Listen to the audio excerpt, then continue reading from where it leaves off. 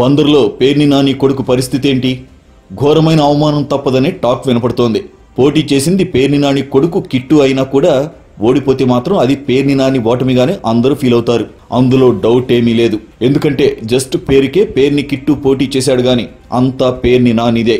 గెలిస్తే తాను రిటైర్ అవుదామని అనుకున్నాడట. కానీ ఆ అవకాశం వచ్చేలా లేదని చెప్పుకుంటున్నారు. అవతల ప్రత్యర్థి కొల్లు రవీంద్ర, పైగా జనసేన మద్దతు కూడా ఉండడంతో కాపులు పల్లెకారుల ఓట్లతో గ్యారంటీగా పేర్ని కిట్టు ఓడిపోతాడనే టాక్ వస్తోంది. మరోవైపు పేర్ని నాని పదే పదే పవన్ కళ్యాణ్ పై వ్యక్తిగతంగా విరుచుకుపడి జగన్ దగ్గర మార్కులు కొట్టేశారు. కానీ జనంలో మాత్రం మార్కులు పోయాయి. ఆ విషయం గుర్తించేసరికి చాలా నష్టం జరిగిపోయింది. పవన్ కళ్యాణ్ ఎలాంటి వాడైనా జనంలో ఇమేజ్ ఉంది, ఫాలోయింగ్ గట్టిగా ఉంది. అది మర్చిపోయి ఏది పడితే అది మాట్లాడుతూ తన సొంత సామాజిక వర్గాన్ని కూడా ఓ దశలో అవమానించేలా పేర్ని నాని మాట్లాడటంతో వ్యవహారం పరాకాష్ఠకు చేరింది. ఎన్నిసార్లు ఆ విషయంలో తనను తాను డిఫెన్స్ చేసుకోవడానికి అగ్రెసివ్గా మాట్లాడాలని చూసినా మాట్లాడిన ప్రతిసారి ఉన్న వ్యతిరేకత డబుల్ అవుతూ వచ్చింది. పైగా నియోజకవర్గంలో చేసిందేమీ లేదు. బందర్ పోర్టు నిర్మాణాన్ని ముందు 3 ఏళ్లు ఆపింది వీళ్లే.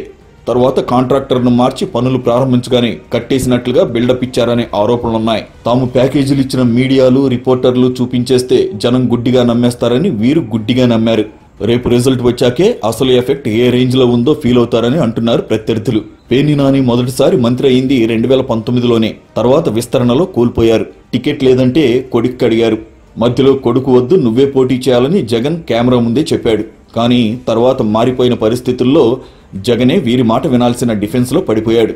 కాకపోతే పేర్ని నాని పోటీ చేసినా కిట్టు పోటీ చేసినా ఫలితంలో పెద్ద తేడా అయితే ఉండదనే అంటున్నారు.